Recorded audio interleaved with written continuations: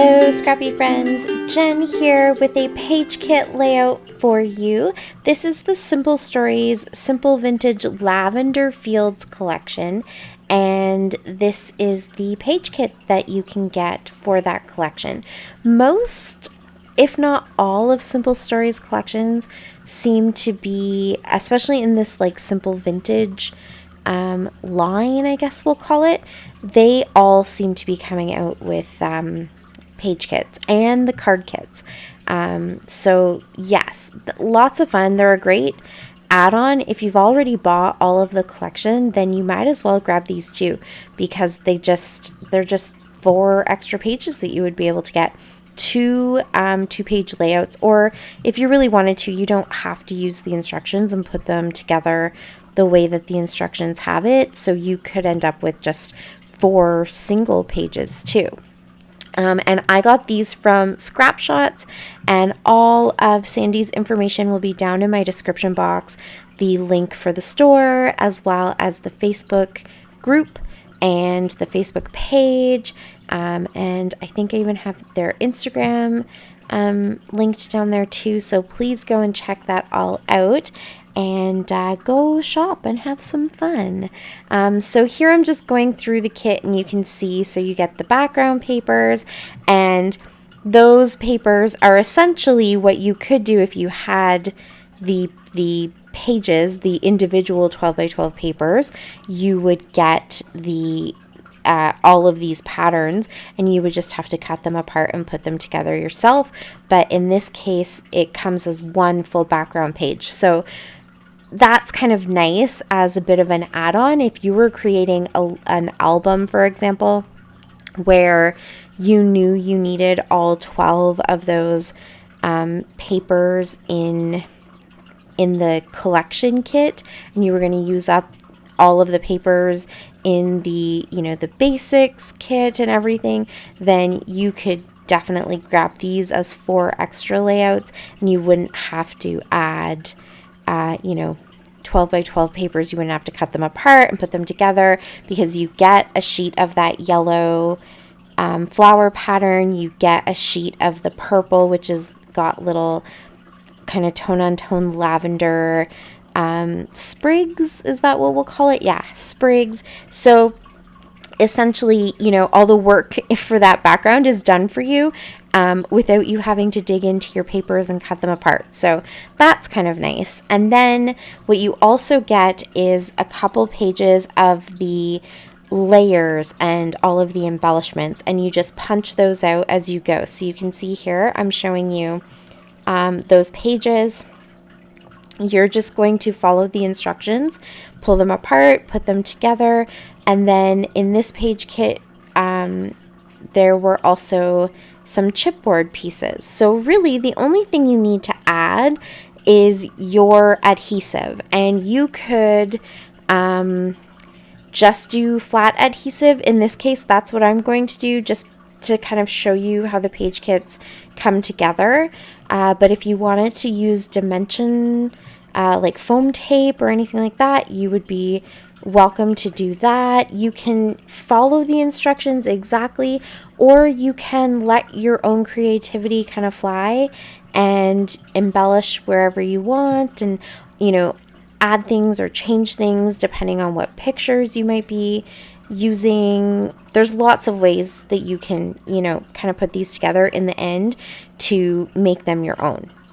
And then if you wanted to add other types of textures, so if you wanted to add sequins or enamel dots, or splatter some paint or those types of things, you could also add those too. And you could do that before you start putting everything together, if you wanted to add some mixed media in the background, or afterwards. That's totally up to you. Once you buy the kits, there are no rules in scrapbooking, and you can just go where your heart takes you to put them together in any way you want. So for this one, I am scrapping in real time. There is no editing, except those occasional spots where one of my kiddos has come to talk to me and I've had to pause 4 or 5 minutes But other than that, I'm just going to do this exactly as I would. I'm sitting at my desk and I'm watching a TV show. And I kind of like that about the pages. I mean, it's nice to obviously let your creativity flow and start with a blank page and just see where your supplies take you, see where your imagination takes you, and build your own design. But it's also kind of nice sometimes when you just want to sit down and do something with your hands, but you really don't want to have to be responsible for the creativity side of it.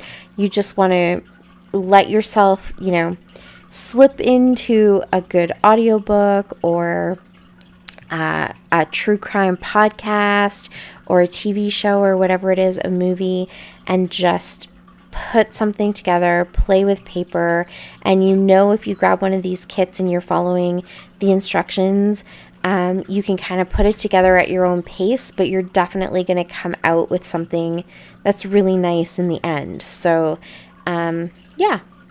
Oh, my little cup. So there, I literally left everything in. So I just used that little cup for paint, or in this case, to toss my little ends of tape in. I haven't gotten any refills for my ATG, but I have been using up all of my bits of score tape and stuff like that. So, yeah, that's why you haven't seen my ATG in a while. I need to get the refills, and I keep procrastinating because I have other types of adhesive, so I grab for that rather than actually doing what I should do and order some ATG.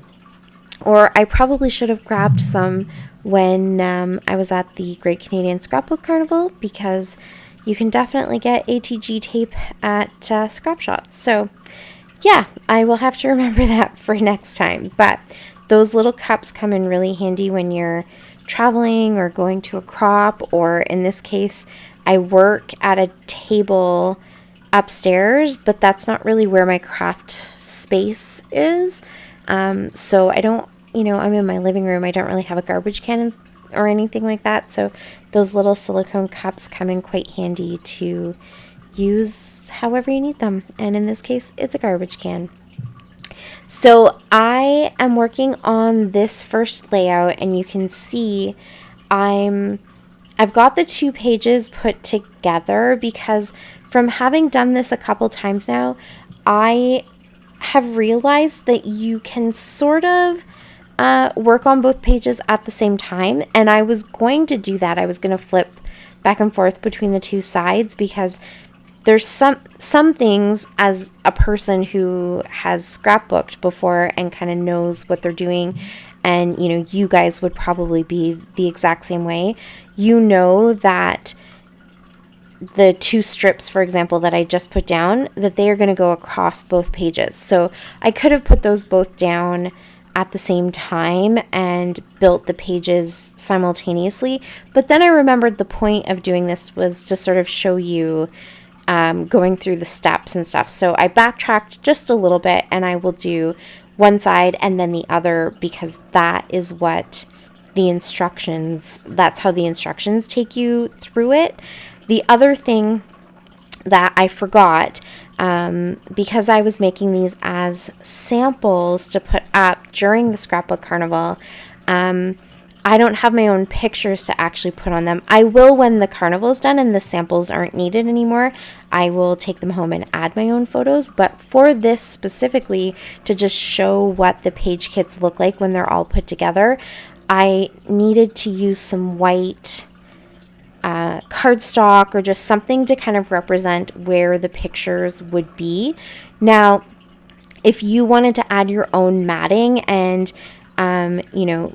mat the photos and then put them down, you could definitely do that. But in this case, they usually use a picture size that's standard. So for this 2-page layout, they're using 4x6 photos. And so I cut my pieces of paper to 4x6 to represent where the pictures should go. And so, yeah, I needed to grab some white. And the last time I put this together, I just used the white packaging that is on the outside of the package that kind of holds your bundle of papers and all of your stuff, because it's white on the other side, and it works okay, and it will inevitably get covered up by a picture. So that's what I'm doing. This isn't an actual step. In this spot where I'm doing this, you would just put your photo however you wanted it. And this is a case where if you didn't have a 4x6 photo, like a portrait oriented photo, you could, make those little changes that you might need to make so that this layout works on the photos that you have. So maybe you have to switch it to horizontal and, put your landscape photo there, or you might have a smaller picture. So maybe you do want to have some matting or some layers in behind there, whatever it is that you might need to do so that your pictures work with this layout. But anywhere that you see me putting this white kind of background, which is just the packaging, that is meant to represent a picture. So you can see for these ones, they come with the little photo corners. And because I know eventually I'm going to be tucking pictures in here, I'm putting some adhesive just on that very, very edge of those photo corners so that I can come back and I don't have to completely peel them up. I can just tuck a photo in and then, and reinforce them if I need to, so they're stuck down really well, but I'll be able to go and pop my own pictures in there. And there's a few other spots as I'm putting this together that you might notice I'm not adhering everything exactly where a picture might go, so that I can go ahead and kind of tuck those pictures in and and get them set up and finished as actual layouts. And this is another reason that I kind of like the page kits, because photo corners aren't necessarily something that I find myself reaching for. I don't even know if I have any photo corners left in my stash. Maybe a couple of them, but yeah, I have not, I don't think so. I've not bought photo corners in a really long time. I don't think, maybe in a couple of the big ephemera packs that you get, like the big 49 and Market packs that come with tons and tons of stuff, there might be some, but I wouldn't normally just grab for photo corners. So putting this together is kind of a nice exercise in using things that aren't your norm or aren't in your comfort zone. And so it gets you just being creative, but it's already been put together for you, and you know what it's going to look like if you follow all of those instructions. And so sometimes that makes it easy for you to break out of your comfort zone to go ahead and put these together. Because another thing that I find with the page kits that I struggle to do in my own scrapbooking is Simple Stories always has lots of opportunities to layer up different things. They have ephemera packs that are literally like layered ephemera packs and stuff, and that's part of their aesthetic, is lots of like bits and pieces, tags and ripped bits and tickets and all that kind of stuff all layered up. And I struggle with some of that, because you'll see here as I'm putting this together, and when I put the other one together, sometimes you put something down and then you almost entirely cover it up with something else or a few different layers of other things. And I struggle with that, because I always think if I'm putting down this really pretty flower, for example, I need to make sure that a certain percentage of it is showing. I couldn't tell you specifically what that percentage is. It's just like this made up thing in my head, I guess. And I don't know, do you guys do that too, where you think like every bit of ephemera has to kind of be seen? I know that that's not true. I know that you can layer things up and just have little peaks of stuff or whatever it is. It's totally a rule I've made up for myself, because there are no rules in scrapbooking. But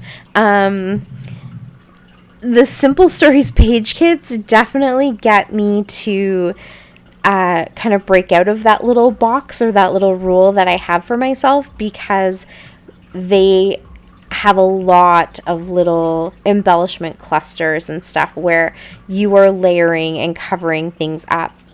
And so it's kind of nice because after I put these together, I created a whole other layout all about layering for the challenge for April in the Scrapshots Facebook page, the paper crafting Facebook page.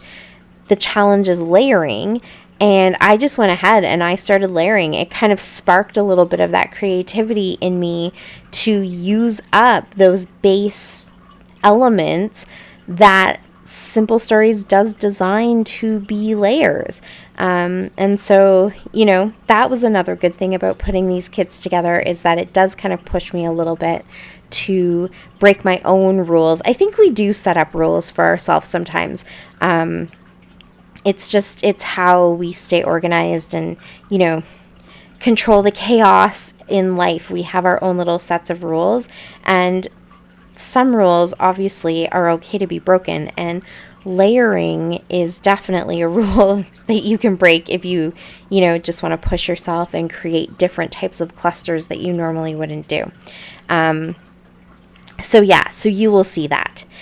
So in these moments here, what you're seeing me do, the one thing that I will admit, it depends on the collection, but in this particular collection, the one thing that messed me up is the wrong way to say it, but kind of like made me have to read the instructions a second time, was just figuring out some of the flower clusters, which cluster was which. And ultimately, I think at the end of the day, it doesn't matter.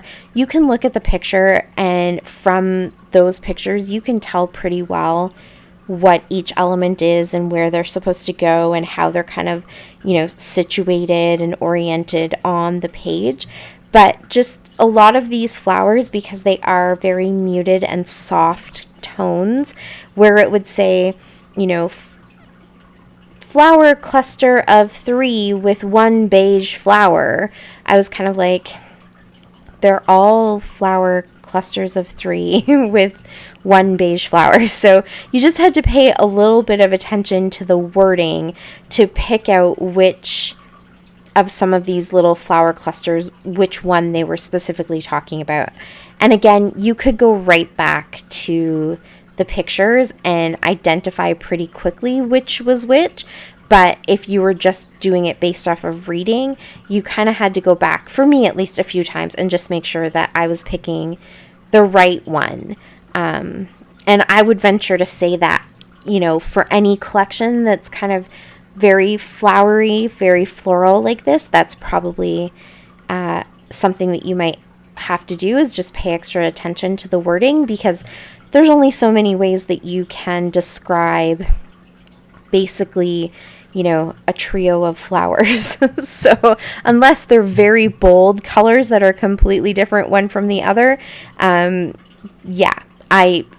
definitely not a Simple Stories fault. That's just the nature of, working with flowers like this. So when I realized that I kind of had to go in and make sure I was picking the right clusters, I started to just pile the clusters up before taking the time to actually put the adhesive on and stick them all together, just so that I didn't have to pull things up or kind of move things around. So I pulled out all of the elements from each cluster, and everything is its own line.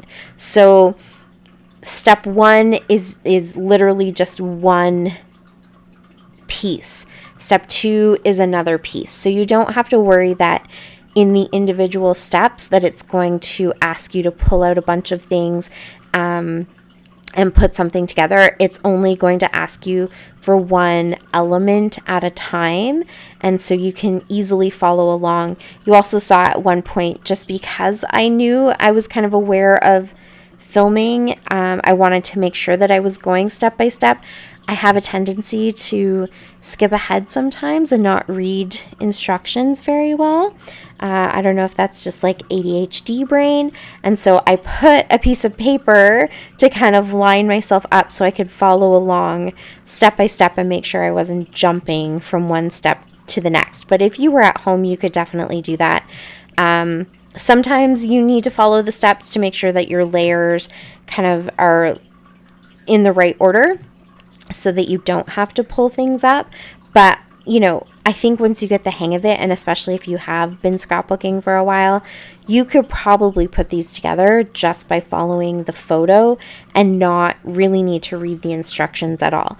Occasionally, those instructions, though, they will give you some of the spacing, and that's kind of important if you just want to make sure that everything fits in properly and is tucked in properly.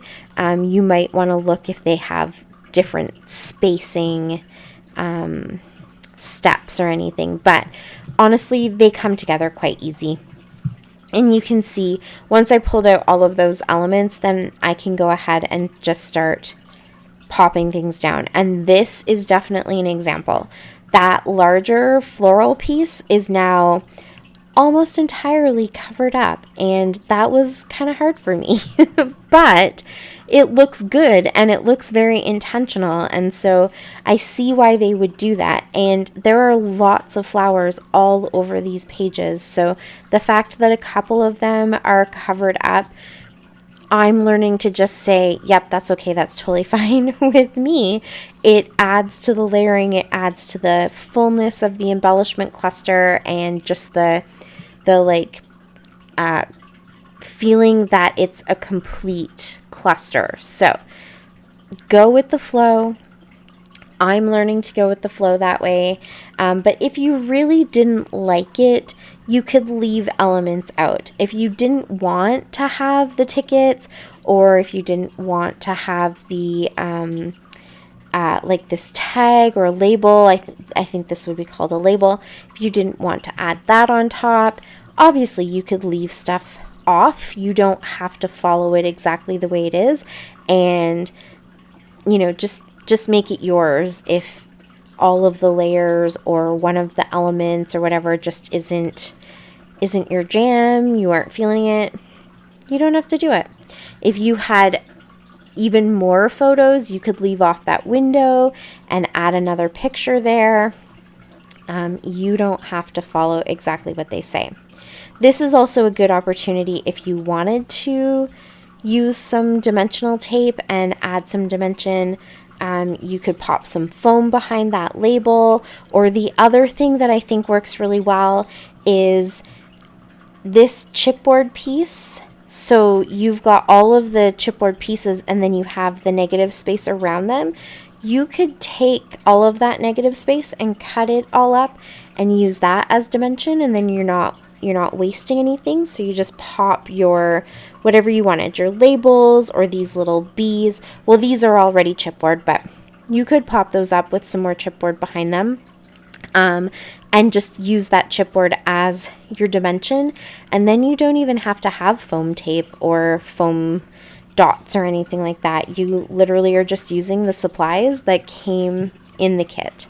So that's definitely an option too. You just cut them apart, or tear them if you don't have scissors, but you probably have scissors, so you could go ahead and just cut them apart. So this collection is definitely kind of has that like Parisian feel, or driving, through BC towards the mountains. There's lots of lavender in that kind of area, and honey, obviously, and then bees. And so it has a lot of like sentiments that say things like this: life is sweet, be happy with the extra E,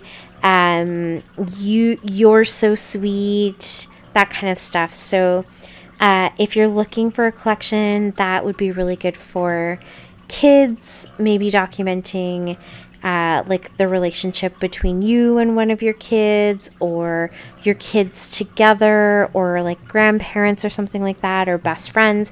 That would work really well. Obviously, like the flower and outdoorsy theme, you could document outdoor photos. There's lots of ways that I think you could use this. I love the yellow. I think it's probably my favorite shade of yellow. It's kind of mustardy, dandelion-y. I really like it. It's honey. That's the color that it is. It's honey. And then paired with the purple, I just think it's really very, very pretty. So definitely a good collection that I think actually works for a lot of things. I thought at first I would struggle to use it, but in March, the How to Kill a Kit with Style theme for our kits for that month was selfies, and I just pulled out a whole bunch of selfies and kind of used this collection to scrapbook some of those. And I used the things that said like, be happy, be, what was it? There were other ones. Be kind, be generous, I think was one of them. So there were a lot of sentiments kind of like that you could use in sort of a reflective way and scrapbook about yourself. You can never go wrong with florals. Obviously, you can use those for so many different things. But just the little bees are adorable, and the honey, kind of honey yellow with the purple, I just really like it. So, yeah. And then the dark shade that's in it isn't a black. It's like this really, really dark brown, which is nice. It's just a different neutral, and I'm kind of liking that right now, the really dark other than blacks. That's how I'm going to refer to it. So like dark navy blues and dark purples and like this dark brown. So I think it all works really well together. I haven't quite decided what pictures I'm actually going to pop into this once it's done, but I will show you. I'll probably take some pictures and then I can pop them up on Instagram. But both of these 2-page layouts, you get a lot of photos. If you follow exactly the way that they have the photos put down, you end up with a ton of pictures. So I think there's 1, 2, 3, 4 between these 2 pages. And on the other one, I think there's 1, 2, 3, 4, 5, 6. Yep, I think there's 6 of them because there's 2 little guys kind of down in the bottom. So lots and lots of pictures. And I think for all of their page kits from all of the different collections, they always try to put multiple photos on the 2 pages. So that's kind of nice too.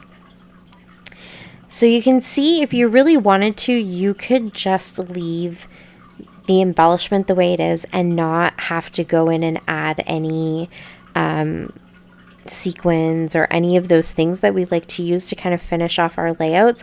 They use these little bees kind of in place of a sequin or an enamel dot or any of that. So they're dotted all around and they're super cute, and everything is a mix of the chipboard and the flat. So it's nice because that does give you the dimension, even if you didn't have foam tape or didn't want to kind of add it yourself. You get a little bit of dimension from that chipboard. But if you wanted to take it up a notch, you could definitely go ahead and add foam tape and kind of take it from being sort of 1.5 layers, because I would say this is not super thick chipboard. This is like one step down. It is not adhesive on the back either. So yeah, it's not like that super thick chipboard. So if you wanted, you could add foam tape behind the chipboard pieces too and just add that extra layer of dimension.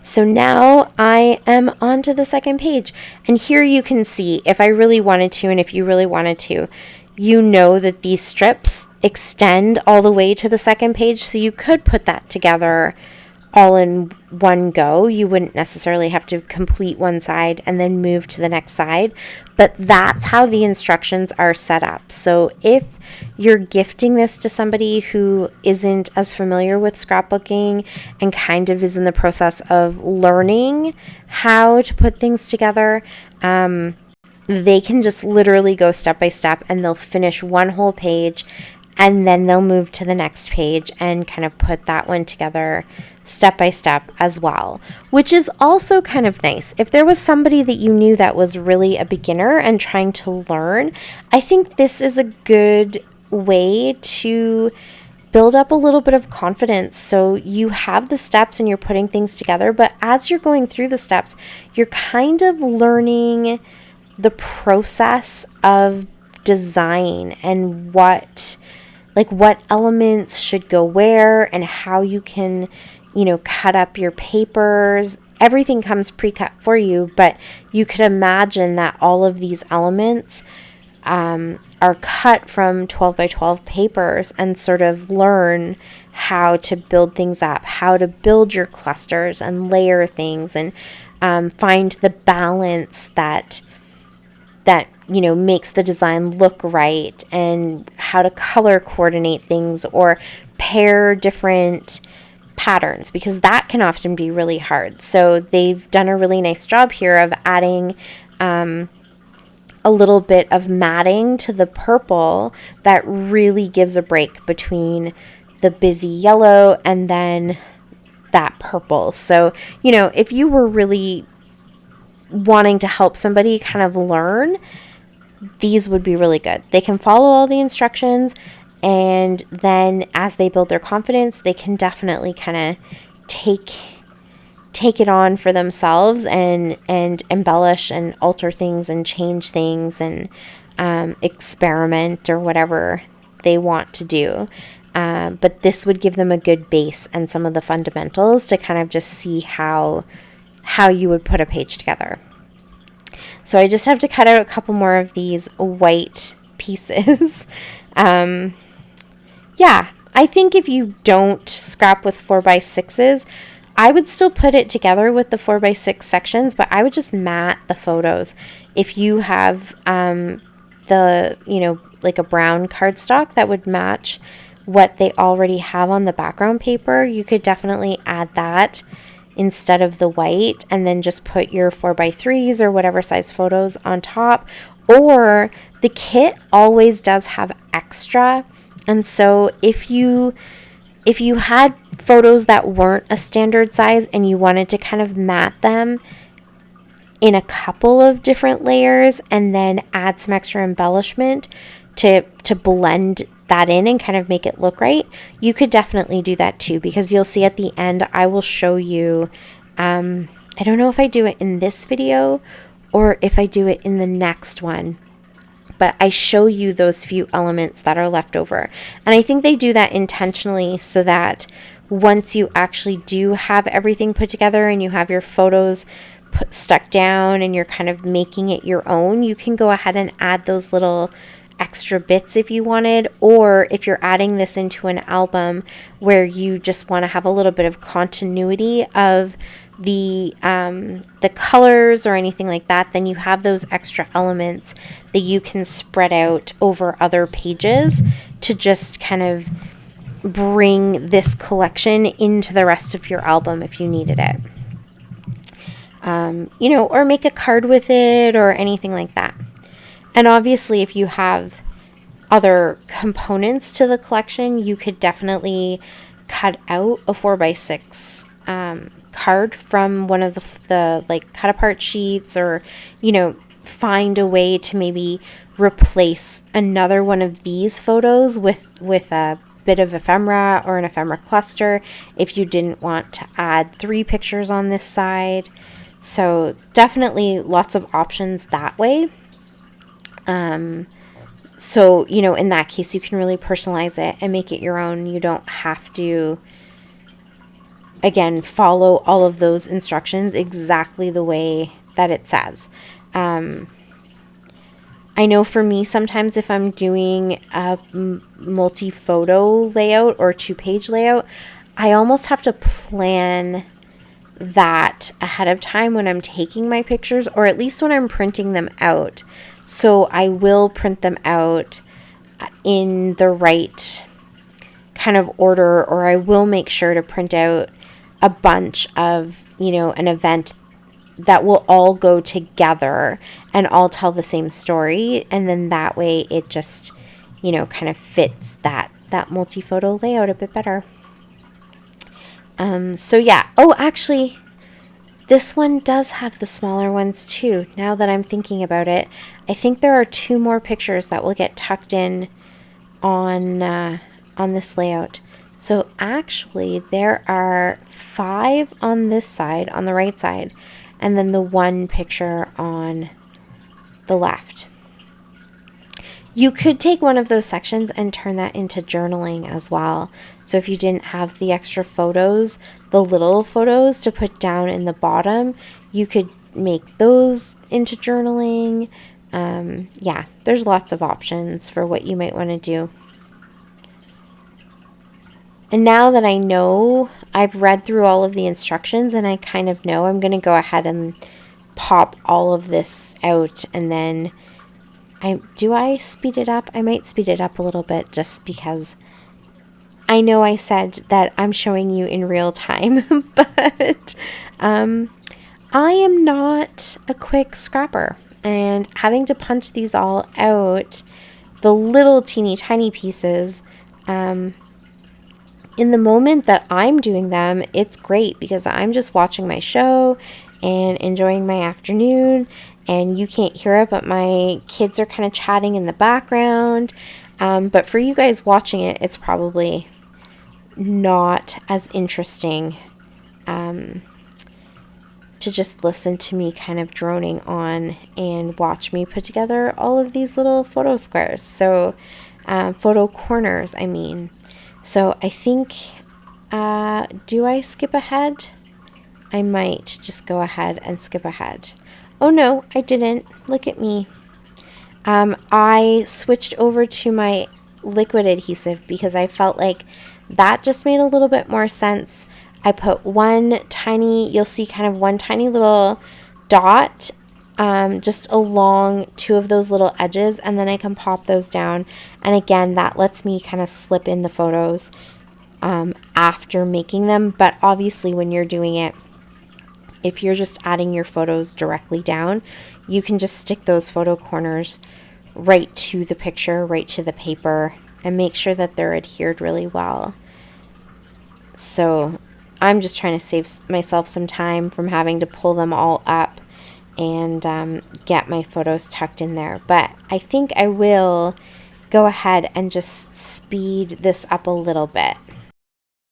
I think in total, if I include just the life stuff that was going on and stopping to talk to my kids, which is kind of my normal for scrapbooking, and how it just tends to go with me because I am scrapbooking in the living room, kind of out in the open. This took me about an hour and 15 minutes, an hour and 20 minutes maybe. A couple times I had to get up from the desk to go do something quickly.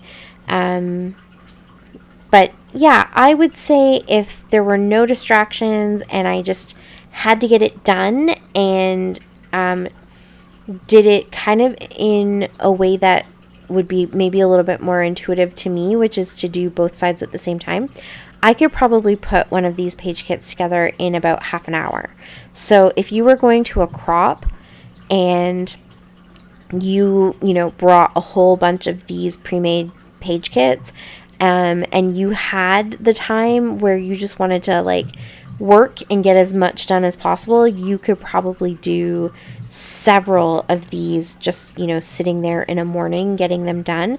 But if someone came over and you were, going to take your time and chat and just kind of put things together more slowly because you're distracted or whatever, I would still think it wouldn't take you much more than maybe an hour and a half, unless you were legitimately just stopping, putting one thing down, completely stopping, putting another thing down, completely stopping. They really don't take too much time. The popping out of all of the elements is probably what takes the longest amount of time. And if you didn't have to cut the white pieces like I'm doing right here again to kind of represent where your pictures are going, yeah, like that took time that you wouldn't normally have to factor in.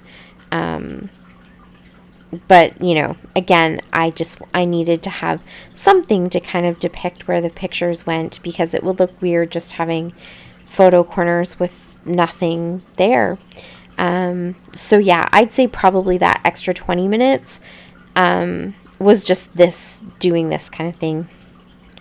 And, you know, making sure that I was not putting adhesive wherever something might touch a picture and that kind of stuff. Just those little extra bits of time that I had to take being finicky that you wouldn't normally have to.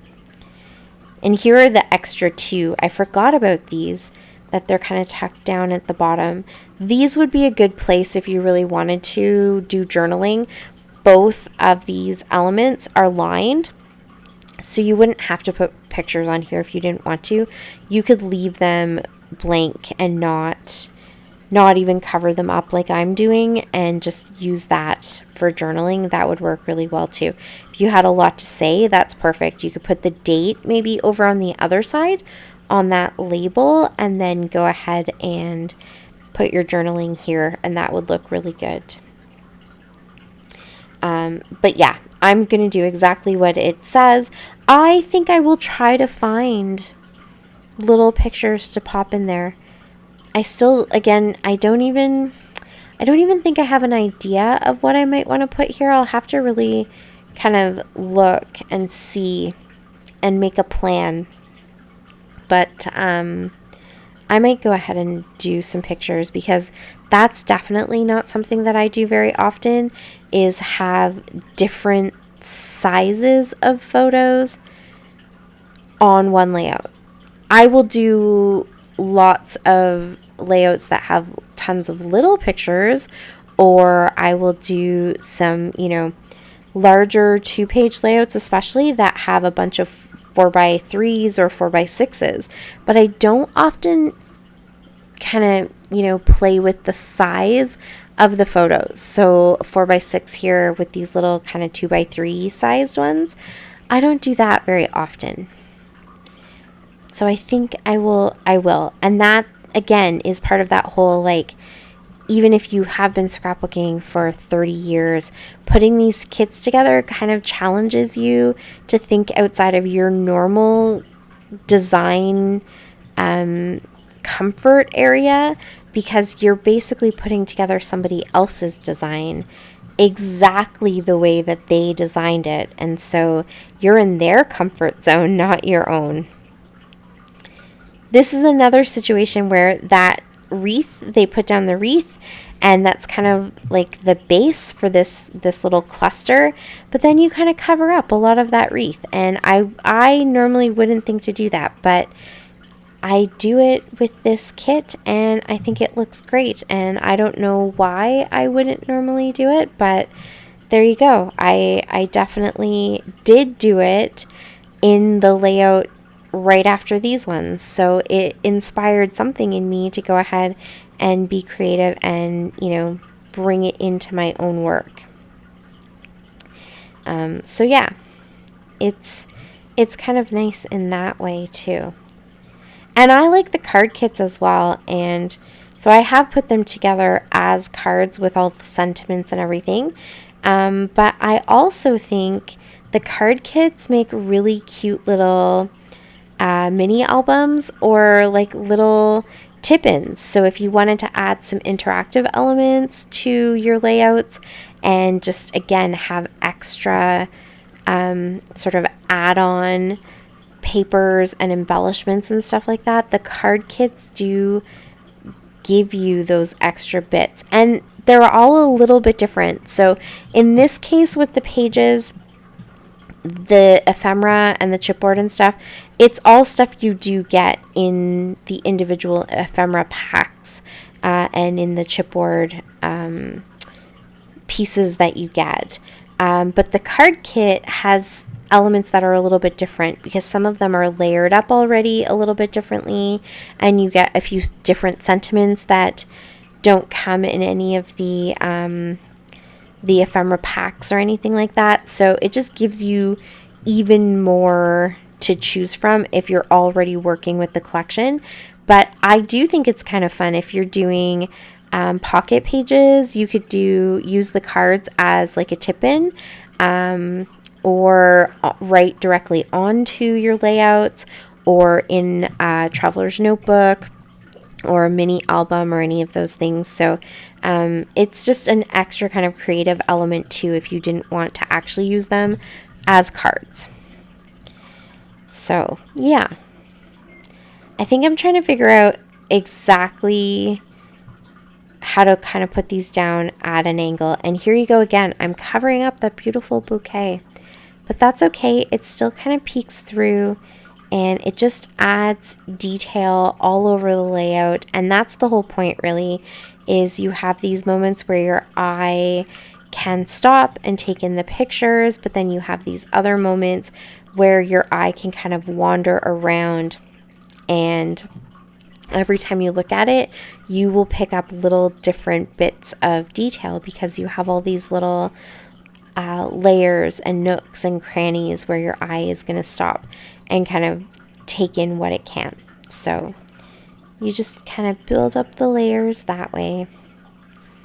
I like this little honeycomb too. This is a chipboard piece, and so you can see how the embellishment clusters are some flat and some chipboard. They bring in that bit of dimension, and then I do like that they use the labels and things to give you spots if you really need to do some journaling, or just again have a spot where your eye can kind of relax, because I think that's the point when we're looking at design. If you're looking at something that is aesthetically pleasing, I think it's a layout that tells the story in a logical way. So when you look at it, you see the pictures, you see the title, you see the journaling, you understand how they all kind of go together. And then you also see the clusters, and you have spots where your eye wants to move around. So like a visual triangle where your eye will naturally want to move from like between the edges of the triangle, but you use that triangle to focus whatever the main focus of the layout is. So it tells a story in a way that gives your eye the opportunity to take it all in, but then also relax and understand what it's seeing and what it's processing.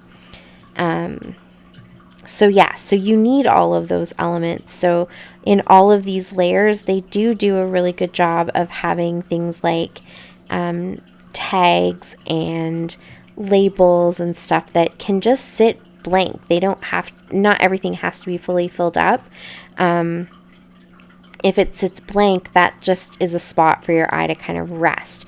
And I think that we naturally look for design that has all of those elements. It's not too haphazard, and it has, those busy spots that keep us interested, and then those spots that slow us down a little bit so that we can process exactly what we're seeing. There you go. That's a little design theory that I completely made up because I did not actually go to design school. That's just my own opinion of, I think what works and what's kind of aesthetically pleasing. There you can see I'm double checking that I didn't put any adhesive where a picture might go. And that was a good shot where you can actually see just how much negative space there is on that chipboard. So once you have a few things popped out, if you wanted to cut all of those remaining sections, you could actually use that as your dimensions. So you could just pop that up behind different elements, just cut it into the, size that you need, and you'll have to put adhesive on both sides, but that's okay. And that would also give you some dimension. You could double it up if you wanted. So you have some things that are, really high, and you have some things that are, the same height as the chipboard, and then some things that are lying flat on the page. You also do get a good combination of paper ephemera that has words and phrases and stuff, and then a few nice chipboard ones too. So now I think I'm just about done actually putting on this last little kind of cluster, little embellishment that helps to really tie the photos together. And I think that this works because you need something that just makes the pictures and all of the details underneath them look more cohesive. So this nice little extra layer, which I'm going to try to strategically adhere down just to the purple for now, and then I can go back and make sure that everything's really stuck down nicely once I get my pictures. And here's one of those labels just to make sure that it is, another spot where you could add a date or add a little subtitle, whatever you wanted to do. Yeah. So you can see it's pretty fun. You add a couple of bees. They really do just have those kind of scattered around. If you wanted to use those as your little finishing touch, I definitely like to add maybe a splatter, at least something maybe a little bit shimmery, just a different texture that isn't paper. That would be kind of nice because that again just brings some extra interest and breaks up some of those clusters a little bit. And that's where you could definitely give yourself a visual triangle if you needed to by, using something shimmery or shiny to kind of scatter around the page strategically. But they definitely do give you these bees to kind of use in place of anything else. If you didn't want to add anything else to your kit, or you just don't have anything else, you could definitely do that. And I didn't really orient all of my bees exactly the way that they had them in the pages, because for me, I feel like the bees, the direction of the bees is something that you could utilize to kind of have them facing towards the photos, and that indicates that the photos are what is important. We're all here for the pictures, so even the bees are looking at the pictures, and it just kind of naturally guides your eye to the focal point of the layout. And that is it. That is this layout. So what is this? It's like a 55-minute video. So just under an hour, and you get 2 pages all set and ready to go. Yours, of course, will have photos in it. Mine will eventually. But yeah, it's so much fun. So go and grab some of these kits, put them together, just keep them in your stash. You never know when you might want to pull something out and you just need, a quick kit that's ready, and you don't have to worry about trying to build it and find supplies and all of that. Throw in some adhesive and away you go. Please go and check out my description box. It has a buy me a coffee link if you wanted to support me. You can also click subscribe. I would love if you did that, and check out Scrapshots and all of their links down below too. And until next time, happy scrapping. Bye.